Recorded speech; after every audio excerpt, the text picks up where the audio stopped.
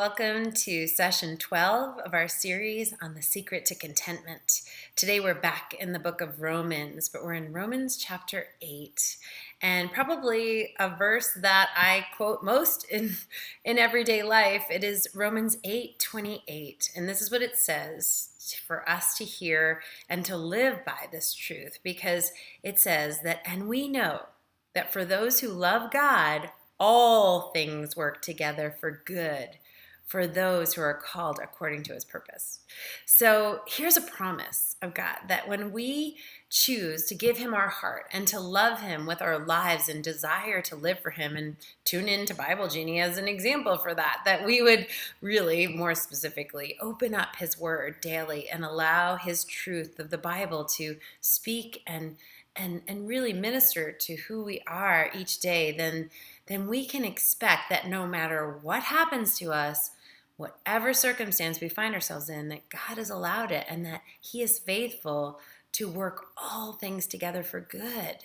Even the things that don't feel good, that they're there and they're meant for our good. And I learned this as recognizing that sometimes the only way we can truly grow is to go through difficulties, and that's what makes us more compassionate and more empathic to others, and to learn the ways of God and to care about things that he cares about.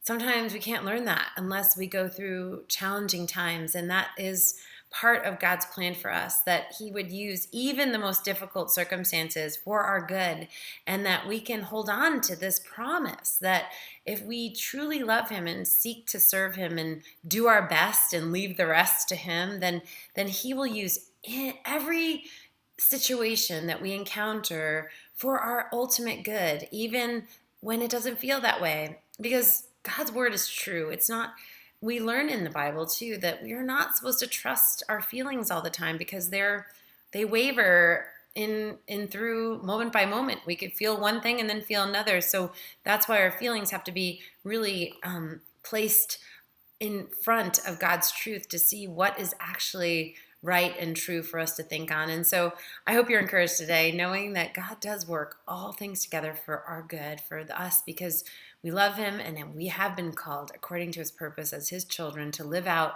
his purpose and plans for our lives here on earth. So I hope you're encouraged. Look forward to seeing you next time on the Secret to Contentment series. Thanks. Bye.